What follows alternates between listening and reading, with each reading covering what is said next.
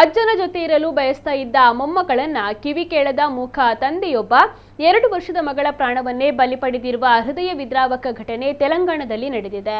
ನಿತ್ಯಶ್ರೀ ಮೃತ ಮಗು ಶ್ರೀರಾಮುಲು ಕೃತ್ಯ ಎಸಗಿದ ಆರೋಪಿ ತಂದೆ. ಈತನಿಗೆ 3 ವರ್ಷದ ಹಿಂದೆಯೇ ನಾಗಮಣಿ ಎಂಬುವಳೊಂದಿಗೆ ಮದುವೆಯಾಗಿದ್ದು ಈಕೆ ಕೂಡ ವಿಕಲಚೇತನವಾಗಿದ್ಲು. ಇನ್ನು ಕೆಲವು ತಿಂಗಳ ಹಿಂದೆ ಈ ದಂಪತಿಗಳ ನಡುವೆ ಜಗಳವಾಗಿದ್ದು ಇದರಿಂದಾಗಿ ಪತ್ನಿ ತವರು ಮನೆಗೆ ಹೋಗಿದ್ದಳು. ಹಿರಿಯರ ಸಂಧಾನದ ನಂತರ ಯುಗಾದಿಯಂದು ಮತ್ತೆ ತನ್ನ ಗಂಡನ ಮನೆಗೆ ಮರಳಿದ್ದಾಳೆ. ಆದ್ರೆ ಈ ದಂಪತಿಯ ಮಗು ತಾತ ಮಲ್ಲಯ್ಯನನ್ನ ಬಹಳ ಹಚ್ಚಿಕೊಂಡಿದ್ದು ತಾತನನ್ನ ಬಿಟ್ಟಿರಲಾರದೆ ತುಂಬಾ ಹಠ ಮಾಡ್ತಾ ಇತ್ತು. ಈ ವಿಚಾರವಾಗಿ ಮತ್ತೆ ದಂಪತಿಗಳ ನಡುವೆ ಜಗಳ ಆರಂಭವಾಗಿತ್ತು. ಕೊನೆಗೆ ನಾಗಮಣಿ ತನ್ನ ತಂದೆ ಮನೆಗೆ ಬರುವಂತೆ ಕರೆ ಮಾಡಿ ತಿಳಿಸಿದ್ದಾಳೆ. ವಿಚಾರವನ್ನ ತಿಳಿದ ತಂದೆ ಮಗಳು ಹಾಗೂ ಮೊಮ್ಮಗಳನ್ನ ಕರೆದುಕೊಂಡು ಹೋಗಲು ಮಲ್ಲಯ್ಯ ಬಂದಿದ್ರು. ಇದೇ ಕಾರಣಕ್ಕೆ ಶ್ರೀರಾಮುಲು ಸಿಟ್ಟಿನಿಂದ ಮಗುವನ್ನ ಬೈಕ್ ಮೇಲೆ ಕೂರಿಸಿಕೊಂಡು ಕೆರೆಯ ಬಳಿ ಹೋಗಿದ್ದಾನೆ.